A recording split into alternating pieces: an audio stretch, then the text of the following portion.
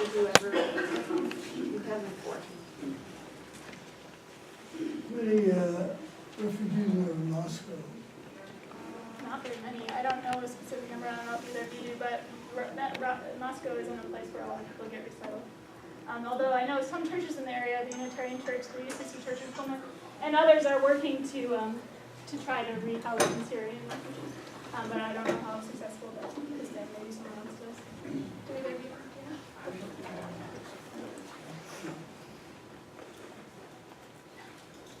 I have a question for Bill, but he's out of the room. Go ahead, Nancy.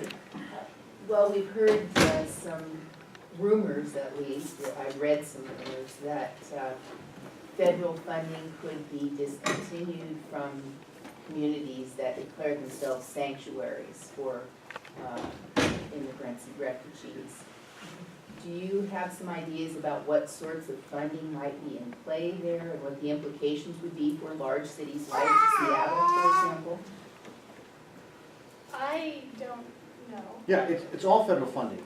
I mean, it's one of those things where different parts of the government are in charge of different things, and you could say you don't control who gets to move here. That's right, that's the city can decide to police how it wants. It's sort of like when Idaho wanted to not go to 55 miles an hour once upon a time, and the United States said, go ahead, you can do that, but you don't get federal highway dollars anymore. You choose. Same sort of thing. So it's anything that's federally funded, which could be grants for housing projects, it could be grants to keep early childhood education open, it could be anything. And that's the federal government's right as well, like with the highways in Idaho once upon a time. Bill, you had said that the refugees, they become refugees in the state that they migrate to. Right, the so first state. Yes.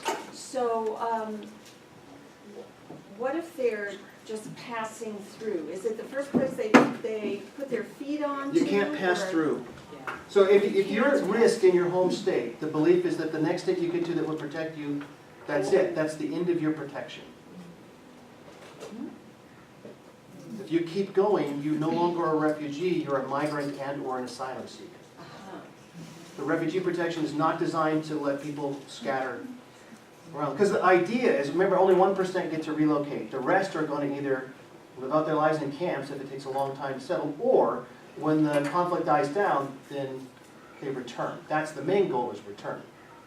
Okay, so if a state doesn't, a nation doesn't want the refugees, they turn them away at the border. They don't even allow them to. So they can't turn them away if they're in the convention and under the protocol. Okay. They promise not to. Uh-huh.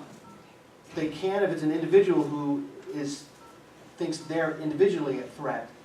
That's an asylum claim. They can process it and do what they want. It can get complicated if the right of a refugee isn't extended.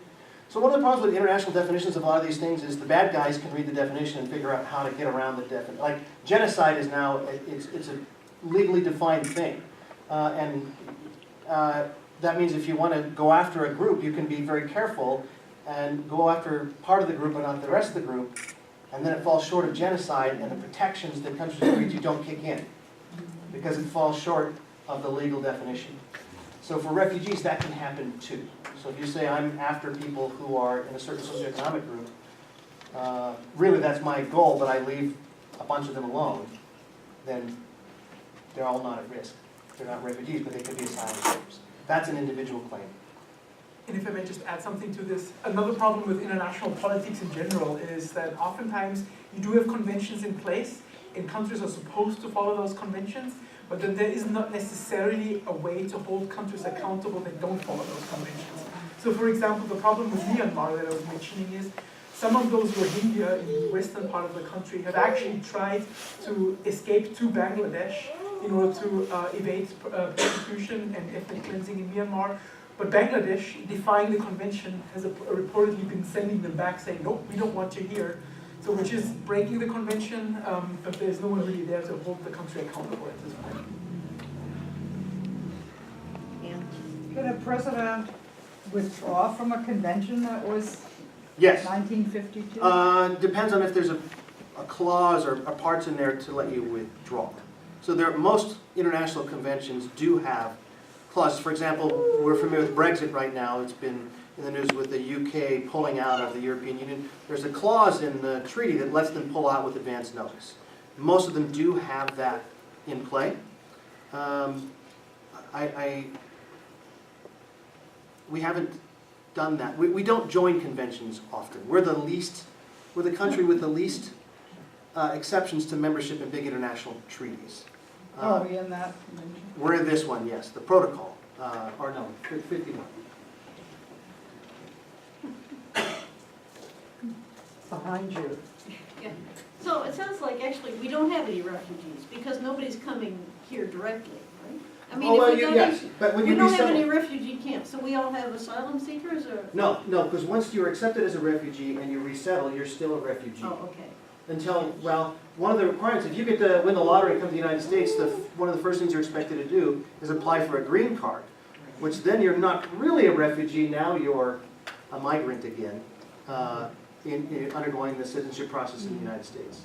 That was my question. So once you're here, once they're here, then and accepted, then they are in the green card Process. It's right? presumed that if Because everything then goes. there are limits on travel and limits on a whole lot of things. I have a daughter-in-law Yeah, who is Yeah. in that process. Right. So, so one of my students who was in class this morning, he's missing class Friday to fly to Boise to take the oath of citizenship. okay. Which is pretty cool. I don't know if you ever heard anybody take the oath before, but one of the things you forswear allegiance to is all potentates, all foreign potentates. And I love that it's in the oath because nobody knows that word. It was born here. The refugees have to know So it. that's an enormous set of other Other right. So, restrictions. 'cause I once mean, you- if people are yeah. unaware of it too.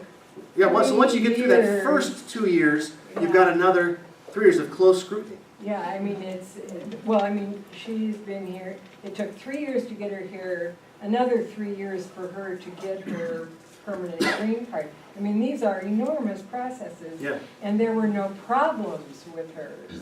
Right. It went as So, I mean, Yeah. it's unbelievable the amount of red tape. She had to go through several medical, you right know, screenings. Yeah. in Vietnam by the US Embassy. Yes. Okay, a couple more I'm questions. curious Yeah. about the city of Boise because they take refugees. Have they done something as a city to organize themselves in a way that they welcome these refugees in Boise? Anybody else? I have an answer. So, yes, so there's a couple of big resettlement agencies that are in Boise. One's called the International Rescue Committee. That is it's an international organization that has a Boise office. One's called the World Relief Council. That's another refugee resettlement agency. And they partner with the city, with the county, with the school district, with the hospital boards for health screenings. They have high-level coordination policy meetings all the time. Their biggest challenge is affordable housing, which is not unique to refugee populations. But going back 40 years, the city of Boise made a commitment to be proactive and engaged on these topics, and they never really got burned out on it. Other communities did the same, but over time decided that they weren't interested anymore. But Boise stayed really strong. They have a pretty nice website too. Oh yeah, you can learn. It's very interesting. Ann, did you have a question? Oh, I was just gonna help her ask her question. Oh, okay. Other questions? We have time for one more. Yeah. Is there a dollar amount that each refugee receives when they enter our borders? Yes. Okay, I don't remember the number. It's but so there's supposed to be 10 months of funding from the federal government. okay. It's not fully funded. Usually there's 5 to 6 months of funding from the U.S. So even in the best of supportive administration, it's not a fully funded program. The gap has to be picked up by local agencies and nonprofits. Catholic Relief Services, Lutheran Support Services are massively involved in this across the country, and then lots of other local groups like the Idaho Refugee Council. Okay. How big can the backlash be, the Trump administration's backlash against sanctuary cities be, threatening to withhold federal funding? How big an impact can that have? Can that prevent cities that are very pro-refugee or pro-sanctuary not doing it? how's that gonna end up? Well, Boise's not a sanctuary city, Right. nor saying they want to Seattle be. is. Yes. Yeah, I would bet those cities aren't gonna cave, but I don't know, it's hard to predict, but my instinct is that they'll try to call his bluff and see what happens. But I don't know. Let's give a big hand for the little guy and his mom.